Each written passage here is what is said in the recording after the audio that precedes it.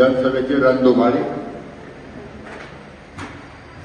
जुन्नर तालुक्यामध्ये महाविकास आघाडीचे उमेदवार आपल्या सगळ्यांचे तरुण सहकारी सत्यशीलदादा शेरकर यांच्या प्रचाराच्या नियोजनासाठी कार्यकर्त्यांच्या सूचना आणि विचारविनिमयासाठी आपण उपस्थित असलेले सगळे बंधू आणि भगिनींनो, सुरुवातीला मी आपल्या देशाचे नेते, आपले सर्वोच्च नेते शरदचंद्रजी पवार साहेब, शरदचंद्र पवार पक्षाचे महाराष्ट्राचे अध्यक्ष जयंत पाटील साहेब, आपल्या विभागाचे संसदरत्न खासदार डॉक्टर अमर कोल्हे साहेब यांचं अभिनंदन करतो, आभार मानतो आणि त्यांना धन्यवाद देतो की आपण सगळ्या गोष्टींचा समपाक विचार करून लोकांच्या मनामध्ये असलेला उमेदवार सत्यशीलदादा यांना उमेदवारी दिली, त्याबद्दल आपल्या या सगळ्या मेळाव्याच्या वतीनं या ठिकाणी नेते मंडळींना धन्यवाद देतो. मित्रांनो, उमेदवारी काल सायंकाळी 4:30 वाजता जाहीर झाली. त्याच्या अगोदर सत्यशीलदादांबरोबर आणि 5-6 मंडळींनी त्या ठिकाणी या उमेदवारीवर दावा करण्याची इच्छा व्यक्त केली होती. सर्वे असेल, भाग असेल,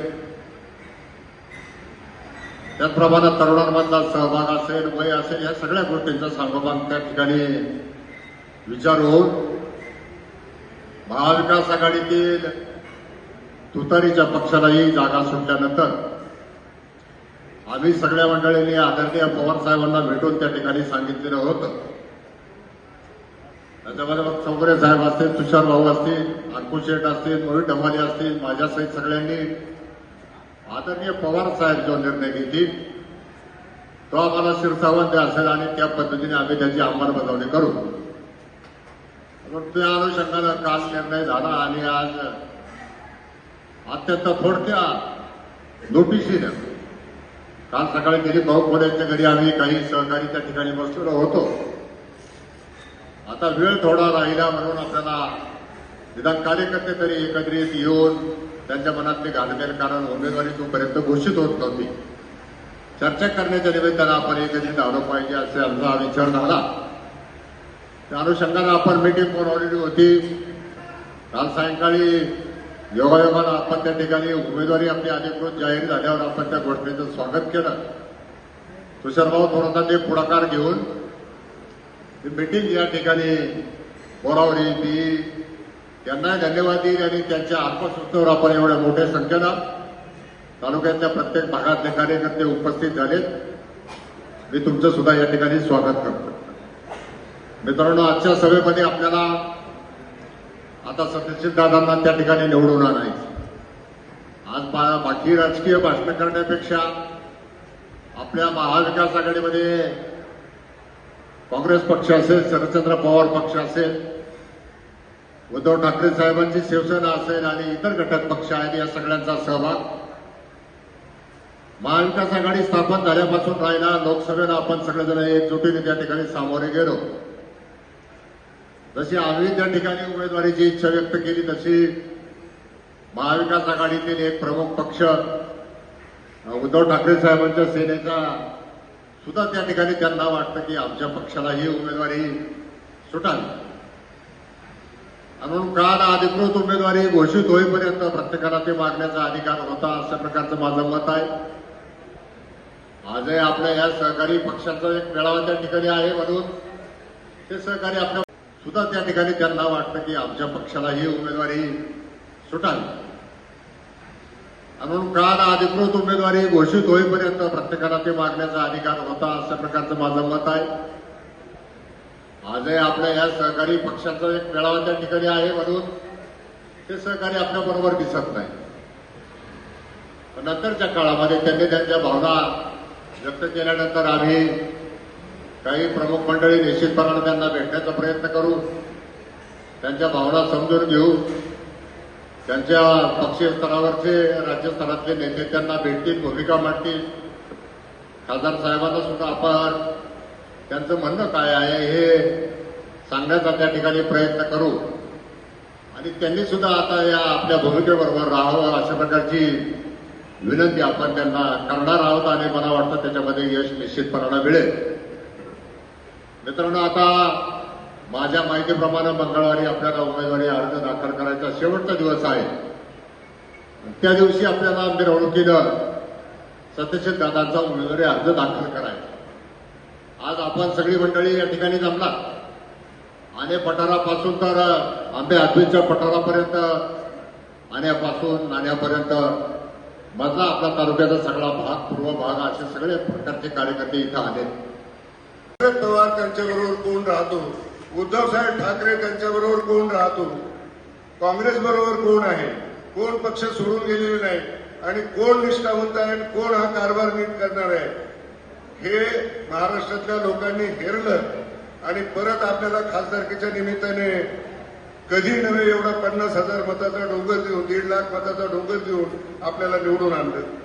या तालुक्यात 50,000 मतं जास्त दिली.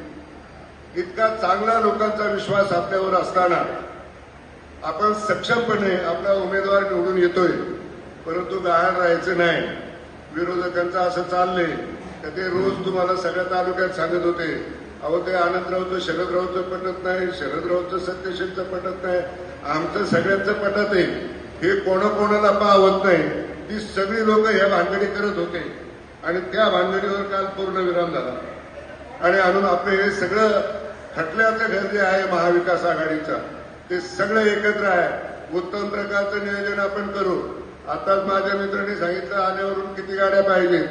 दादा, नियोजन आपण करू. कार्यकर्त्याला सक्षमपणे नियोजनाचा भाग म्हणून सहभागी करून घेऊ.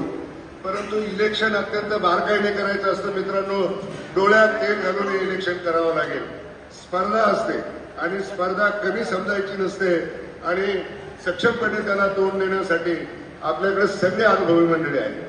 त्यांनी 2-2, 4-4, 10 आमदार केलेले आहेत, 5-5 वेळा खासदारकीच्या निवडणुका केलेल्या आहेत, त्याचं नियोजन केलेलं आहे. सगळा पक्ष आपण पाहिलेला आहे, आपण स्वतःच नेते तयार केलेले आहेत. आपल्याला सगळ्याला अनुभव आहे आणि म्हणून या तालुक्याची युवकाची नाळ असेल, युवतीची नाळ असेल, स्त्री असेल, पुरुष असेल, शेतकरी वर्ग असेल, कामकरी वर्ग असेल, कष्टकरी वर्ग असेल, या सगळ्या वर्गाची एकत्र बोट बांधून त्यांना योग्य असं नेतृत्व देण्याच्या दृष्टीनं जे कर्तृत्व शरद पवार साहेबांनी देशामध्ये दाखवलं ते कर्तृत्व जोपासण्याची आणि त्यांना उमेदवार निवडून देण्याची संधी आपल्याला आहे. सत्तेचा कायापालट निश्चित होणार आहे. महाराष्ट्रातलं वातावरण आहे, सरकार बदलायचंय. आपल्याला फक्त दादा निवडून नाही आणायचा. महाराष्ट्राची लोक सरकार बदलणार आहेत आणि त्या सरकारमध्ये आपण सगळे सत्ताधारी पक्षाचे प्रतिनिधी असतो. आता लोक सांगतात सत्तेत असल्याशिवाय काम करता येत नाही, परंतु सत्ता देखील लोकांच्या विश्वासावर आपण आणायची असते. लोकांना फसवून सत्ता आणायची नसते आणि फसवलेल्या सत्तेबरोबर आपण जायचं नसतं. या तालुक्यामध्ये आमचा प्रबळ विरोध आहे. दादा, कशाला विरोध आहे? भारतीय जनता पक्षाची ध्येयधोरणं या देशातली जी आहेत ती आमच्या सर्वसामान्य माणसाला मान्य नाही आणि त्याच्या विरोधात आम्ही ही निवडणूक लढतोय. जो कोणी भारतीय जनता पक्षाचं बोट धरेल तो आमचा माणूस नाही. आमचा माणूस कोण? जो आरएसएसच्या विरोधात, भाजपच्या विरोधात कणखरपणे बहुजन समाजामध्ये उभा राहून शाहू छत्रपती फुले छत्रपतींचा महाराष्ट्र योग्य दिशेने नेण्याचं काम जो करेल त्याच्या पाठीमागे आहोत. ही विचारधारा आपल्याला जोपासायची. मी या ठिकाणी परत बोलता येईल, उत्साह आहे, आजचं वातावरण चांगलं आहे. आपल्याला परवाच्या दिवशी नॉमिनेशन भरायचं आहे. नॉमिनेशन भरण्याचं नियोजन आपल्याला करायचंय. कार्यकर्ते रात्रीपासून सगळे आपल्याला विचारायला लागले. सगळ्या मोहळाच्या भाषा जागेवर येत आहेत आणि 1-2 दिवसामध्ये उद्या सकाळपर्यंत आपल्याला सगळे शिवसेनेसहित आपण सगळे लोक एकत्र येऊन परवाच्या दिवशी जो नॉमिनेशन भरायचा आहे ते आपल्याला शक्ती प्रदर्शन करायचं आहे की हम भी कुछ कमजोर नहीं है. कुणी काही सांगत असेल मी फार सशक्त आहे, अमका आहे, तमका आहे, आम्ही सुद्धा अशक्त नाही, आम्ही फार सशक्त आहोत. आम्ही शरद पवारांच्या विचाराची लेकरं आहोत. आम्ही बलिदा घेणारी माणसं नाही.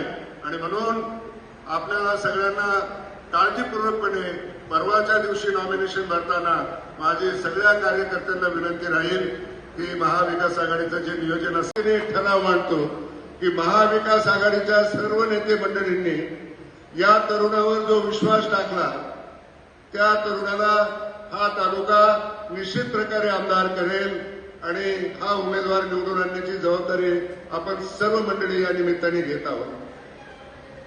आपल्याला नियोजन करायचंय, अनेक गोष्टी करायच्या. कालच उमेदवारी जाहीर झालेली आहे. काल उमेदवारी जाहीर झाल्यानंतर रात्री वातावरण बदललं. 3 दिवस झाले मी घरी बसलोय. मुंबईवरून आलो आणि घरी बसलो, कोणाचा फोन येईना. आलं काय म्हणजे म्हणाले काय झाले साहेब, तुम्हाला काय माहिती आहे का? म्हटलं काय माहिती नाही बाबा, मी तुझ्या सरकार बसतोय इकडं. वातावरण जरा टेन्स मध्ये आलं की काय उमेदवारी का जाहीर होत नाही, उमेदवारी का जाहीर होत नाही. काल 4 वाजता प्रांताध्यक्षांनी ज्यावेळी पत्रकार परिषद घेतली आणि सत्यशील दादाचं नाव घेतलं, सगळ्या तालुक्यातून अभिनंदनाचा आमचा वर्ष. आम्ही उमेदवार, आम्ही त्यांच्या विरोधात तिकीट मागतोय आणि लोक आमचं अभिनंदन करतात की दादाला तिकीट मिळालं. काय योगायोग आहे दादा, काय वातावरण आहे तालुक्यातलं. इतका सुसंस्कारी तालुका आहे. या तालुका संस्कारक्षम आहे, शिक्षणाने पुढे आहे, उद्योगाने पुढे आहे, सगळ्यांनी पुढे आहे.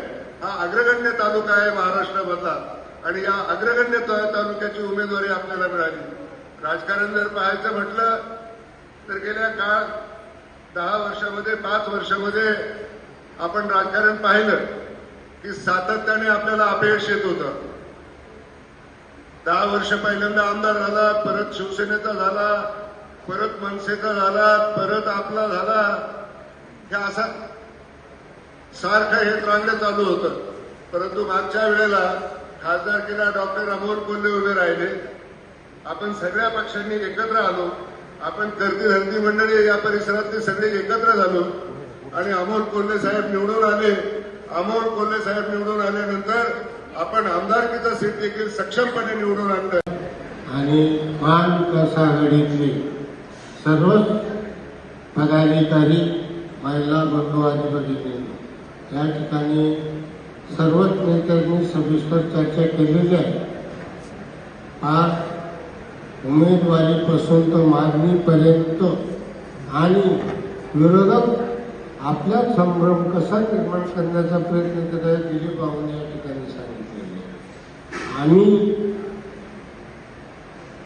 जवळजवळ 78 सालापासून पवार साहेबांबरोबर आहे आणि शेवटपर्यंत राहणार. आमच्या बरोबर असणारे कार्यकर्ते जे कालपर्यंत लोकसभेबरोबर होते ते सर्व कार्यकर्ते आणि मतदार पश्चिम भागाचे आम्ही सर्वजण आपल्या बरोबर राहू, म्हणजे महाविकास आघाडी बरोबर राहू आणि नक्की तुमच्या विजयामध्ये आमचा खारीचा वाटा असेल ही भावना व्यक्त करून मी या ठिकाणी.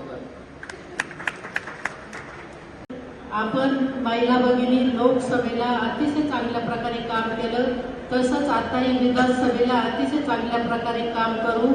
प्रचार करताना डोक्यावर बर्फ तोंडात साखर ठेवून प्रचार करायचा आहे. चांगल्या पद्धतीनं प्रचार करायचा आहे, कुणालाही वाईट बोलायचं नाही. जनता फार हुशार आहे, माझ्या लाडक्या बहिणी तर फार हुशार आहे. कुणाला मतदान करायचं ते बरोबर त्यांना माहिती आहे. मी दादांना पुढील वाटचालीसाठी शुभेच्छा देऊन थांबते. रामकृष्ण हरी. वाजवा तुतारी.